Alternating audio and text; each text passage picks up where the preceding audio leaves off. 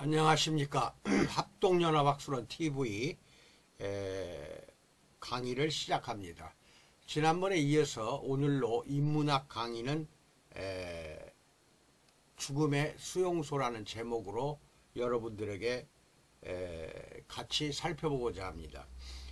이 강의는 1563회차 영상이 되겠습니다. 죽음의 수용소에서 빅터 프랭클이라는 오스트리아의 심리학자입니다. 이분의 자전적인 체험 수기가 책으로 나왔죠. 거기에서 읽고 나서 쓴 여러가지 내용입니다. 그 순서를 큰 주제 1, 흔들리지 않고 나를 지키며 사는 법에 대해 살펴볼 것이고, 작은 1, 순간에 집중하는 것이다. 작은 2, 목표의식을 갖고 노력의 가치를 제대로 아는 것이다. 작은 3, 내 삶은 내가 결정한다는 의지를 가지는 것이다. 4, 가장 중요한 것은 강력한 정신력이다. 이렇게 네 가지 소주제를 가지고 살펴볼 것이고, 끝으로 큰 2번, 순간의 합이 현실의 결과를 결정한다. 라는 내용을 가지고 인문학 강의를 시작하겠습니다. 1946년에 출간된 죽음의 수용소에서는 오스트리아 심리학자인 빅터 프랭클 박사의 자전적인 체험 수기가 되겠습니다. 이 책이 중요한 이유는 나치의 강제 수용소에서 작가 자신이 직접 겪은 생사의 엇갈림을 바탕으로 인간의 심리를 비롯하여 다양한 삶에 대한 관점을 제시하기 때문입니다. 덕분에 이 책은 1991년 미국 의회도서관과 북 오브 더 먼스 클럽이 공동으로 조사한 미국에서 영향력 있는 10권의 책에 선정되었고, 지금까지도 그 가치를 인정받고 있는 책입니다. 세상의 최악의 환경을 이겨낸 사람들에 대한 이야기는 많습니다. 그 중에서도 유독 이 책이 독자들의 사랑을 받는 이유는 무엇일까요? 이 책의 무엇이 그토록 사람들을 매혹시키는 것일까요? 답은 간단합니다. 이 책이 이전에는 어디에서도 볼 수 없었던 전혀 새로운 상황과 생각을 보여주었기 때문입니다. 큰 1번, 흔들리지 않고 나를 지키며 사는 법에 대해서 알아보겠습니다. 사색가들은 언제나 수많은 정보를 끊임없이 의심하고 다른 사람이 정의한 모든 것 위에 불확실한 생각을 올려놓고 오직 자신만이 할 수 있는 무언가를 만들어냅니다. 그 수준에 도달하기 위해서는 어떤 상황에서도 흔들리지 않는 힘이 있어야 합니다. 이 책을 통해 흔들리지 않는 힘을 지니고 세상을 바라보는 방법을 알 수가 있습니다. 작은 일, 순간에 집중하는 것이다. 순간에 집중하기 위해 가장 먼저 필요한 것은 성공을 목표로 삼지 않는 삶의 태도입니다. 성공을 목표로 삼으면 삼을수록 우리는 오히려 성공에서 더욱더 멀어질 뿐입니다. 성공은 행복과 마찬가지로 찾는 것이 아니라 우리를 찾아오는 것이 성공입니다. 나는 여러분이 양심의 소리에 귀를 기울이고 그것이 원하는 대로 확실하게 행동하기를 바라고 있습니다. 그러면 언젠가는 정말로 성공한 자신을 보게 될 날이 올 것입니다.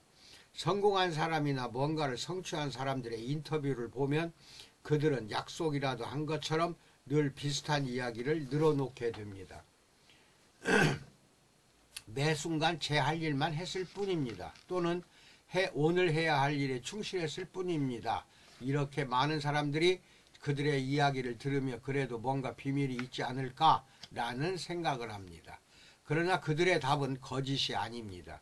그들이 겸손하기 때문도 아닙니다. 목표를 가진 사람이라면 누구나 경험해 보았을 것입니다. 아무리 작은 목표로 할지라도 그것을 생각하면 생각할수록 불가능하게만 보입니다. 그럴 때는 성취에 대한 것을 잊어버리고 지금 이 순간을 최대한 열심히 사는 것이야말로 성취를 위한 가장 빠른 길이 됩니다. 자꾸 생각하면 자꾸 멀어지게 됩니다. 현실의 무게만 짊어지게 됩니다. 작은 2, 목표의식을 갖고 노력의 가치를 제대로 아는 것이다에 대해서 살펴봅니다.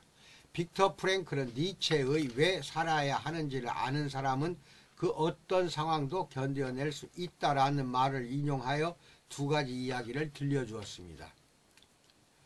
잔인한 죽음의 수용소에서 부모 형제가 죽고 나 자신도 처참한 생활 가운데 모든 소유물을 빼앗기고 가치는 파멸당하면서 남은 것이라고는 벌거숭이가 된 몸뚱어리 하나밖에 없었다.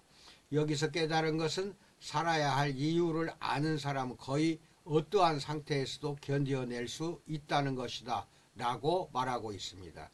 이 가치가 없어지는 것을 가장 두려워했습니다. 마찬가지로 견뎌낼 수 있다는 것입니다. 산다는 것은 곧 시련을 감내하는 것이며 살아남기 위해서는 그 시련 속에서 어떤 의미를 찾아야 한다는 것입니다. 만약 삶에 어떤 목적이 있다면 시련과 죽음에도 반드시 목적이 있을 것입니다. 하지만 어느 누구도 그 목적이 무엇인지 말해줄 수는 없습니다. 각자가 스스로 알아서 찾아야 하며 그 해답이 요구하는 책임도 받아들여야 합니다. 그렇게 해서 만약 그것을 찾아낸다면 그 사람은 어떤 모욕적인 상황에서도 계속 성숙해 나갈 수가 있을 것입니다. 그의 말에 따르면 죽음의 수용소라는 극한 상황에서도 살아야 하는 목표와 이유를 찾으면 반드시 살아남을 수가 있습니다. 아무리 극한 상황이라도 이 세상에서 자신이 아니면 누구도 자신을 대신할 수 없다는 신념을 가지고 있다면 살 수가 있습니다. 자신이 겪는 고통이 분명 자신의 목표를 이루는 데 도움이 된다고 생각하는 사람은 어떤 환경에서도 자신을 지킬 수 있는 힘을 가지게 됩니다. 같은 맥락에서 도스토옙스키는 이런 말을 남겼습니다. 내가 세상에서 한 가지 두려워하는 것이 있다면 그것은 내 고통이 가치 없는 것이 되는 것이다 라고 도스토옙스키는 말하고 있습니다. 엄청난 양의 불멸의 고전을 써낸 도스토옙스키도 고통이 없이는 완전한 사색을 할 수 없음을 알고 있었고, 그래서 자신의 고통이 가치가 없어지는 것을 가장 두려워했던 것입니다. 마찬가지로 빅터 프랭클이 수용소에서 죽음의 공포를 견딜 수 있었던 것은 그가 인간에 대해 더 깊게 아는 데 목표를 두고 이것을 통해 자신의 고통에 대한 가치를 충분히 인식했기 때문입니다. 작은 3번, 내 삶은 내가 결정한다는 의지를 가지는 것이다에 대해서 알아봅니다. 빅터 프랭클은 1905년 이 오스트리아의 빈에서 태어났고 빈 대학교에서 의학 박사와 철학 박사 학위를 받았습니다. 엘리트로 살고 있던 그가 한순간에 최악의 상황에 이른 것입니다. 그래서 더욱 고통을 많이 느꼈을 수도 있습니다. 그러나 그는 생존이 불확실한 상황에서도 삶의 의지를 잃지 않았던 것입니다. 하지만 그와 달리 수용소 안에서 삶의 이유를 잃어버린 사람들은 인간이 아닌 동물의 삶을 살았습니다. 그들은 좁은 공간 안에서 자신의 배설물 위에 아무렇지도 않게 누워서 생활했습니다. 우리가 사는 것도 마찬가지입니다. 언제나 우리는 그들처럼 최악의 상황에 빠질 확률을 안고 살아가고 있습니다. 지금 빅터 프랭클과 같은 처지에 놓인 당신의 모습을 상상해 보십시오.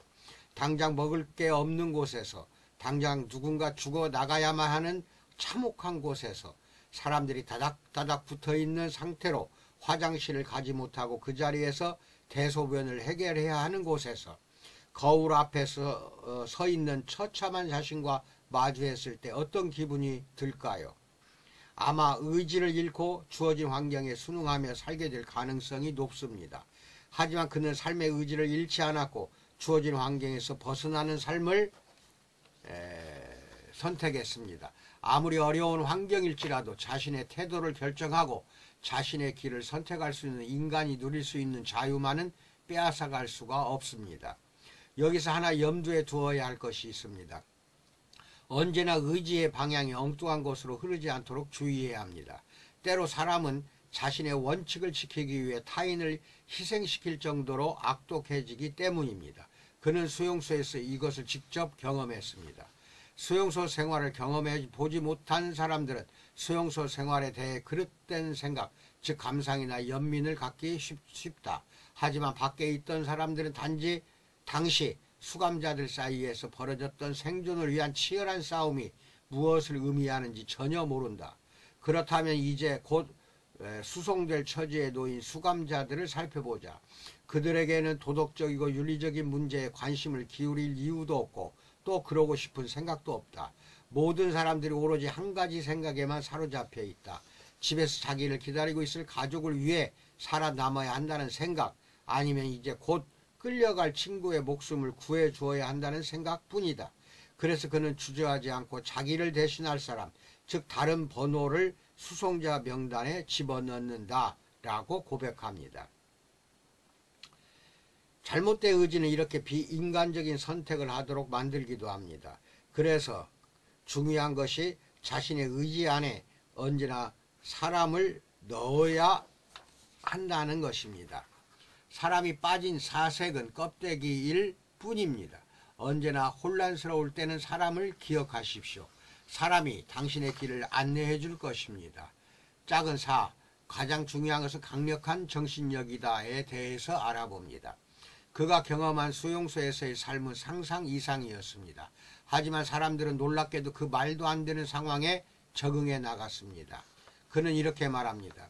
밖에서 생활할 때 잠을 제대로 못 잤던 사람이 있었다.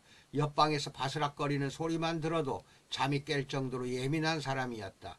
그런데 수용소에서는 그런 사람이 동료의 몸 위에 엎어져서 귀에서 불과 몇 인치 떨어지지 않는 곳에서 코를 고는 소리를 들으면서도 아주 깊이 잠을 잤다.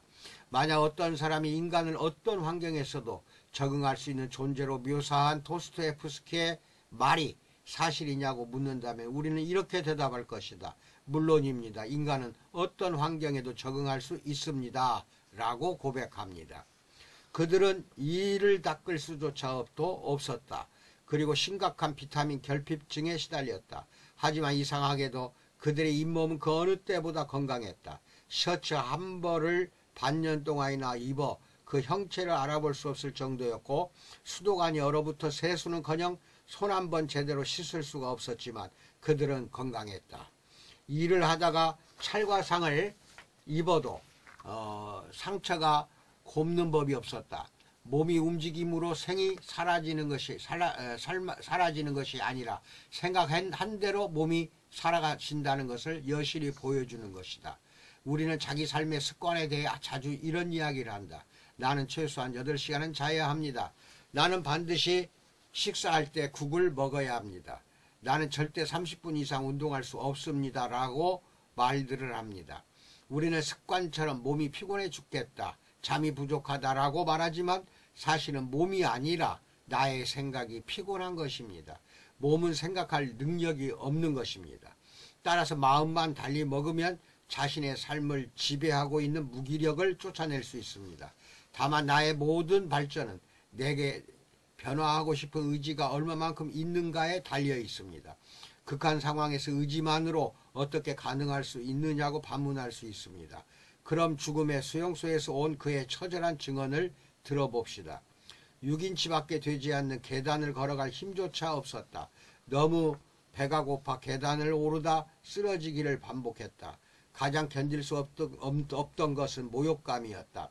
몽둥이로 때리는 것도 아니고 돌멩이를 던지며 감시병은 우리를 모욕했다. 마치 짐승을 대하듯 비웃는 그들의 태도는 육체적 고통보다 견디기 힘든 모멸을 주었다. 맨 처음 만나게 되는 관문은 장교였다. 나중에야 그가 손짓으로 왼쪽 오른쪽 할 때 우리의 운명이 결정됨을 알았다. 90%는 여러 나라 언어로 목욕탕이라고 쓰인 곳으로 가고 10%만이 수용소로 수감된다. 90%의 수감자는 불에 타버려 연기처럼 날아간다 라고 고백합니다. 원하는 것을 이루기 위해서는 강력한 정신력이 있어야 한다. 우리는 우리 자신을 제어할 수 있어야 합니다. 그게 불확실성이 가득한 이 세상에서 우리를 살아남게 할 가장 강력한 힘입니다. SNS나 메신저의 대화명을 보면 한 달 동안 금주 선언, 아무도 방해하지 마세요, 또는 5kg 감량, 저녁 약속 4절입니다 라는 글을 자주 볼 수가 있습니다. 이들을 보면 대단하다기보다는 측은하다는 생각이 듭니다. 한 달 금주 혹은 5kg 감량을 계속해서 마음먹는 이유는 평소 자신을 제어하지 못하기 때문입니다. 완전하게 취할 때까지 마시고 필요 이상으로 먹기 때문입니다. 정신력은 오랜 시간 쌓여 만들어지는 수공예 품입니다. 그래서 언제나 자신의 의지력을 개선하려는 노력을 해야 합니다. 노력하면 강력한 정신력을 가질 수가 있습니다. 끝으로 큰 두 번째, 순간의 합이 현실의 결과를 결정한다에 대해서 살펴봅니다. 허리가 안 좋다 보니 산책을 오랜 시간 즐길 수 없어서 대신 택한 것이 실내 자전거였습니다. 그래서 매일 2시간씩 꼬박꼬박 페달을 밟고 있는데 아무래도 타는 시간이 많다 보니 기계가 금방 고장이 납니다. 2년 전에 구매한 10만원 정도 하는 실내 자전거도 1400시간 정도를 타니 페달 속도 제어 장치가 고장이 나서 페달이 힘없이 저절로 돌아갔습니다. 수리를 하자니 아예 새로운 제품을 구매하는 것이 비용 면에서 효율적이었습니다. 검색을 해보니 다들 페달 부분이 고장 나면 버리고 새로운 제품을 사는 것이 일반적인 선택이었습니다. 그러나 나는 일주일 정도만 더 페달을 돌려보기로 했습니다. 고장났다고 생각되는 이 페달도 분명 다른 쓸모가 있다고 생각했기 때문입니다. 그러다가 이런 사실을 깨달았습니다. 시속 25km 이하일 때는 저절로 돌아가는 페달 속도에 내가 지배를 받지만 25km 이상으로 강하게 돌리면 반대로 내가 속도를 지배할 수가 있었습니다. 물론 시속 25km 이상으로 페달을 돌리는 것은 매우 힘든 일입니다. 페달이 고장이 나기 전에 돌리던 15에서 18km의 속도에 비해서 너무 빨랐기 때문입니다. 게다가 나는 책을 읽으며 페달을 돌리기 때문에 더욱 힘들었습니다. 일주일 동안 나는 내 몸을 시속 25km 이상의 속도에 맞게 재설정했습니다. 3일 정도가 되자 속도에 몸이 익숙해졌고 일주일이 지나자 30km가 넘는 속도로 페달을 돌리면서도 예전처럼 차분하게 책을 읽을 수 있었습니다. 페달이 고장나기 전에 나는 시속 15km에서 책을 읽는 법을 깨우쳤지만 고장이 난 덕분에 이제는 시속 30km로 페달을 돌리며 책을 읽을 수 있는 내가 되었습니다. 세상에 쓸모없는 것은 없습니다. 대상이 쓸모없어지는 것이 아니라 내가 쓸모를 마련해 주지 못했을 뿐입니다. 모든 것에서 쓸모를 발견할 수 있다면 내 주변에 존재하는 모든 것이 희망이 됩니다. 어떤 상황에서도 흔들리지 않는 사람이 되고 싶다면 운동선수가 체력 단련을 하듯이 정신력을 단련해야 합니다. 오랜 세월이 쌓여 만들어진 정신력은 어떤 스펙보다 강력한 힘이 됩니다. 그렇게까지 피곤하게 살아야 하나요? 라고 불평을 하는 사람에게 빅터 프랭클은 이렇게 답합니다. 내가 가장 자신이 있는 것은 나를 제어하는 일이어야 합니다. 내가 나를 제어하지 못하는 순간 비만 환자가 의사의 제어를 받듯 결국 나는 누군가의 제어를 받게 될 테니까요. 라고 프랭클은 말합니다. 세상은 온통 불확실성으로 가득 차 있습니다. 누구도 내일을 정확하게 예측할 수 없습니다. 오늘은 정답이지만 그 답이 내일까지 이어진다는 보장은 어디에도 없습니다. 1년만 지나도 전혀 다른 세계에 살고 있는 것 같은 느낌이 들 정도로 세상은 아주 빠르게 변하고 있습니다. 우리는 확실한 것이 아니라 불확실한 것에 대한 믿음을 가져야 합니다. 불확실성에 대한 끝없는 탐구와 믿음은 삶의 변화를 가능하게 하는 필수 조건이기 때문입니다. 순간에 집중하는 능력과 목표의식을 가지고 노력의 가치를 제대로 알며 내 삶은 내가 결정한다는 의지를 갖고 강력한 정신력을 단련한다면 어떤 상황에서도 흔들리지 않고 사색하는 사람이 될 수 있을 것입니다. 그리고 이 불확실한 것으로 가득한 세상에서 사색을 즐기며 삶을 소풍처럼 보낼 수 있을 것입니다. 여기 그렇게 인생을 멋지게 즐기다 간 사람이 한 명 있습니다. 1862년 5월 6일 미국의 작가 헨리 데이비드 소로는 밀려오는 죽음의 기운을 느꼈습니다. 하지만 마지막까지 여유를 잃지 않았습니다. 문득 여동생에게 소로의 강의 마지막 장을 읽어달라고 부탁했습니다. 얼마나 시간이 지났을까요? 그는 작지만 분명한 목소리로 이렇게 말했습니다. 이제야 멋진 항해가 시작되는군 이라고 말합니다. 그리고 그는 숨을 거두었습니다. 많은 사람이 죽음의 순간 생을 갈망하며 조금 더 살고 싶다는 욕망에 사로잡힙니다. 사는 동안 삶을 충분히 즐기지 못했기 때문입니다. 하지만 사색가들이 죽음을 맞이하는 순간은 다릅니다. 그들은 생을 구걸하거나 고통의 눈물을 흘리지 않습니다. 그저 어제와 같은 하루를 보내며 자신의 삶을 조용히 정리합니다. 이처럼 사색은 고달픈 것이 아닙니다. 당신도 그 즐거움을 느낄 수 있기를 바랍니다. 이상입니다. 오늘로 인문학 강의는 마칩니다. 이후에 또 시간이 나면은 인문학이나 철학 강의를 해드리겠습니다. 아무튼 많은 지식을 넓혀가다 보면 하나님께서 성령으로 그 능력으로 지혜를 가득 여러분에게 채워주실 것으로 믿습니다. 항상 건강한 나날을 보내기를 주님의 이름으로 축복합니다. 감사합니다.